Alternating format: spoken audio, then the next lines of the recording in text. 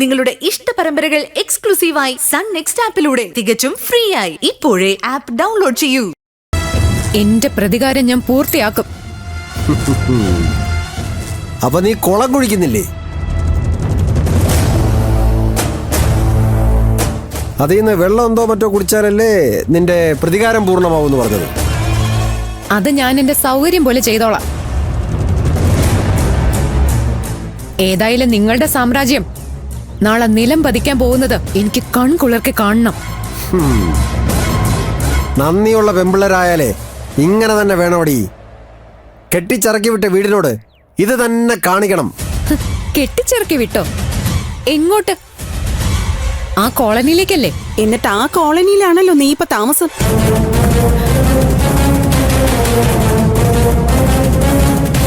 എന്താ ഞങ്ങളൊന്നും അറിയില്ലെന്ന് വിചാരിച്ചോ? നിനക്ക് അതിത്ര ഇച്ഛിച്ചാണെങ്കിലേ പിന്നെ എന്തിനാടി കൊട്ടാരം വിട്ട് നീ ഇപ്പൊ അവിടെ പോയി പൊറുക്കുന്നത്? പറഞ്ഞില്ലേ, അതൊക്കെ എന്റെ സൗകര്യം. നിങ്ങൾ അതൊന്നും അന്വേഷിക്കണ്ട. ഞാൻ ഈ ജില്ലയുടെ കളക്ടറാ.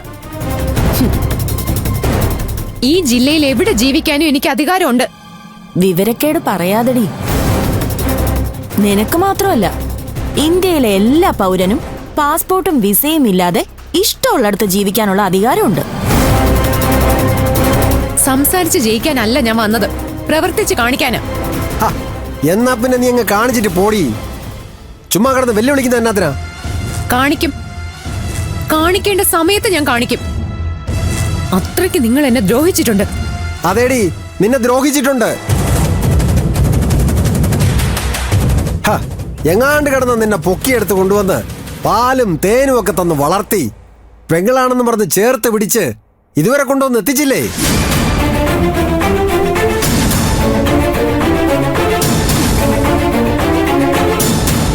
അപ്പൊ നീ ഞങ്ങളോട് ഇത് തന്നെ ചെയ്യണം. അപ്പൊ സമ്മതിച്ചു അല്ലേ?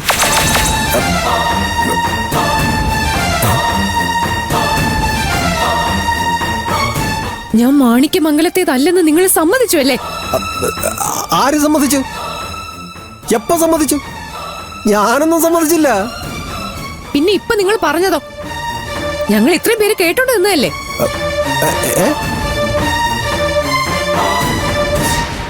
നിങ്ങൾ കേട്ടില്ലേ? ഞാൻ ഇവിടേക്ക് കടന്നു വന്നവളാണെന്ന് ഈ മനുഷ്യൻ പറഞ്ഞത്. ഞാൻ മാണിക്യമംഗലത്തേതല്ലെന്ന് ഇയാൾ പറഞ്ഞത്. ആ ഞങ്ങളൊന്നും കേട്ടില്ല.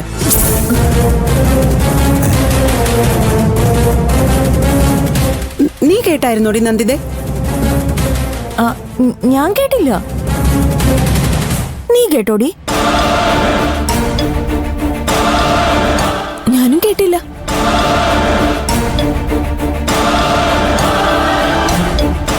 ഏതായാലും നീ ഈ വീട് ഇടിച്ചു പൊളിക്കാൻ പോവല്ലേ? ആദ്യം അത് കഴിയട്ടെ, എന്നിട്ട് ഞങ്ങൾ കേട്ടതും കേൾക്കാത്തതും ഒക്കെ പറയാം. ഓഹോ, പ്രതികാരം ചെയ്യുവാണല്ലേ? ശരി, നടക്കട്ടെ. ആര് കേട്ടില്ലെങ്കിലും ഞാൻ കേട്ടു. വിശ്വനാഥ മുതലാളിയുടെ നാവിൽ നിന്ന് ഞാൻ കേട്ടു. എനിക്കത് മതി. അത് മാത്രം മതി. മതിയെങ്കിൽ എടുത്തോണ്ട് പുഴുകി തിന്നടി. നീ ആരായാലും ഇപ്പൊ നീ എന്റെ ശത്രുവാ, പരമശത്രു. ശത്രുക്കളോട് ദയ കാണിക്കുന്ന ശീലം വിശ്വനാഥന് പണ്ടേയില്ല. നീ എന്തൊക്കെ അനുഭവിക്കാൻ പോണെന്ന് നീ നോക്കിക്കോ. എടീ, വിശ്വനാഥനൊന്നും മനസ്സ് വെച്ചിറങ്ങിയ പിന്നെ നീയൊന്നും ഈ ഭൂമിയിലുണ്ടാവില്ല. ഏയ് മിസ്റ്റർ, നിങ്ങൾ ആരെയാ ഈ ഭീഷണിപ്പെടുത്തുന്നെന്ന് അറിയോ? ആലപ്പുഴ ജില്ലാ സബ് കളക്ടറെ. ഞാൻ മനസ്സ് വെച്ച് ഇറങ്ങുകയൊന്നും വേണ്ട. ചുമ്മാ മനസ്സിലൊന്ന് പറഞ്ഞാ മതി. അടുത്ത നിമിഷം നിങ്ങൾ അകത്താ. പിന്നെ നിങ്ങളെ പുറം ലോകം എന്ന് കാണണമെന്ന് ഞാൻ തീരുമാനിക്കും. അഹങ്കാരാവാം, പക്ഷേ എല്ലാത്തിനും ഒരു പരിധിയുണ്ട്. ജീവിതത്തിന്റെ എല്ലാ പരിധികളും ലംഘിച്ച് നിങ്ങള് ഇതൊക്കെ അർഹിക്കുന്നുള്ളൂ. ശ്രീനാരിപുരത്തെ രഘുരാമ ചെട്ടിയാർ, എന്റെ അച്ഛൻ, എന്നോട് പറഞ്ഞു, നിങ്ങളെക്കാൾ വലിയ ഒരു ക്രിമിനൽ ഈ ഭൂമിയിൽ ഇല്ലെന്ന്. അച്ഛന്റെ കണക്ക് കൂട്ടലുകൾക്കും അപ്പുറം നിങ്ങളെന്ന് ഓരോ നിമിഷവും നിങ്ങളെ തെളിയിച്ചുകൊണ്ടിരിക്കുക. വേണ്ട എല്ലാത്തിനും ഒരു അന്ത്യം. മാണിക്യമംഗലത്തെ വിശ്വനാഥന്റെ സർവനാശത്തിന് എനിക്കായിരുന്നു നിയോഗം. അത് നിന്റെ നടക്കാത്ത വെറും സ്വപ്നമാടി. നീ കണ്ടതിലും ചെട്ടിയാര് പറഞ്ഞതിലും ഒരുപാട് ആഴത്തിലാടി എന്റെ വേരുകൾ. കുട്ടനാട്ടിലെ പാടവരമ്പത്ത് കുരുത്തു നിൽക്കുന്ന പാഴ്ചെടിയല്ല ഞാൻ. ആഴങ്ങളിൽ ചെളിയിൽ പൂണ്ടുകിടക്കുന്ന നൂറ്റാണ്ടുകൾ പഴക്കമുള്ള കാണ്ടാമരത്തിന്റെ കാതലും കരുത്തുമാണ് ഈ വിശ്വനാഥൻ. അങ്ങനെ പെട്ടെന്നൊന്നും ആർക്കും എന്നെ തളർത്താനോ തളയ്ക്കാനോ തകർക്കാനോ കഴിയില്ല.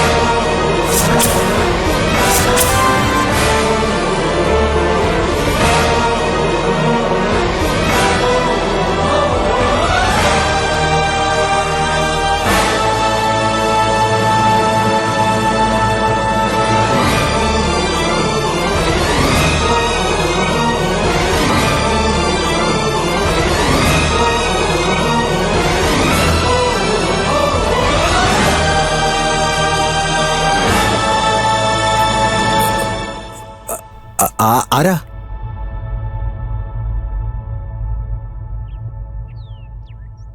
എന്ത് വേണം?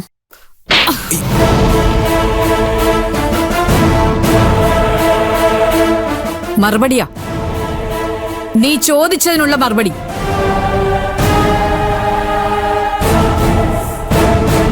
ഇപ്പൊ നിനക്ക് എന്നെ ഓർമ്മ വന്നോ?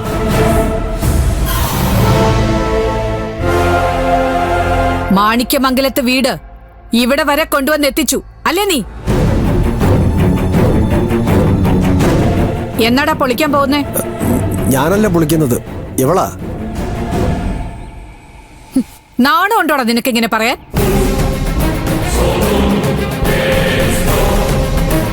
പൊളിക്കാൻ ഇറങ്ങിയത് ഇവളാണെങ്കിലും അതിന്റെ കാരണക്കാരൻ നീ ഒരുത്തനല്ലേടാ. ഞാനെന്ത് ചെയ്തു? നീ ചെയ്തതൊക്കെ ഞാൻ അക്കമിട്ട് പറയണോ?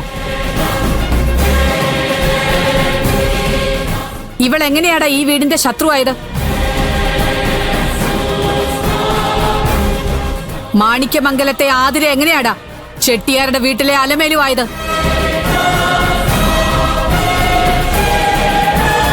എന്താടാ ഒന്നും മിണ്ടാതെ നിൽക്കുന്നേ? മറുപടി പറയടാ. ഞാനെന്തു മറുപടി പറയാനാ? ആ ചെട്ടിയാര് മിണ്ടിപ്പോകരുത്. ചെട്ടിയാർ എന്ത് ചെയ്തു? ന്യായമെന്നും അയാളുടെ ഭാഗത്തല്ലേ? നീ ഈ ചവിട്ടി നിൽക്കുന്ന മണ്ണിൽ ഒരു നുള്ളു മണ്ണെടുത്ത് മണത്താൽ അതിൽ ചെട്ടിയാർ വീടിന്റെ പാരമ്പര്യത്തിന്റെ വിയർപ്പിന്റെ മണം ഉണ്ടാവില്ലേടാ?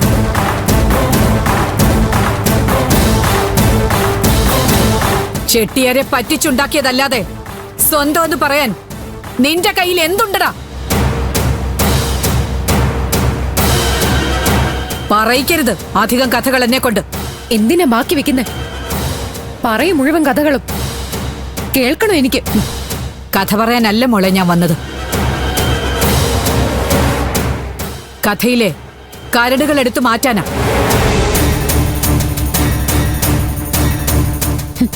അല്ലെങ്കിലും നിങ്ങൾ ഒരിക്കലും എന്നോട് നീതി കാണിച്ചിട്ടില്ലല്ലോ. ഫീസ് അടയ്ക്കാൻ പണ്ടൊരു 50,000 രൂപ ചോദിച്ചപ്പോ പോലും നിങ്ങൾ എന്നെ ഒഴിവാക്കി. അന്നും ഉണ്ടായിരുന്നു ഈ പൂജാമുറിയില് കോടികൾ വില വരുന്ന സ്വർണവും വജ്രങ്ങളും. അത് നിങ്ങൾക്ക് അറിയുകയും ചെയ്യായിരുന്നു. അതിലൊരു ചെറിയ മുത്തെടുത്ത് അന്ന് വിറ്റിരുന്നെങ്കിൽ ഒന്നല്ല 9 കളക്ടർമാർക്ക് പഠിച്ചിറങ്ങാമായിരുന്നു. പക്ഷെ നിങ്ങൾ അത് ചെയ്തില്ല. എല്ലാവരോടും നീതി മാത്രം കാണിക്കുന്ന പുളുവള്ളതിൽ മഹാലക്ഷ്മി എന്ന ഞങ്ങളുടെ അച്ഛമ്മ എന്നോട് മാത്രം നീതി കാണിച്ചില്ല. ഇനി നിങ്ങളുടെ നീതി എനിക്ക് ആവശ്യവുമില്ല.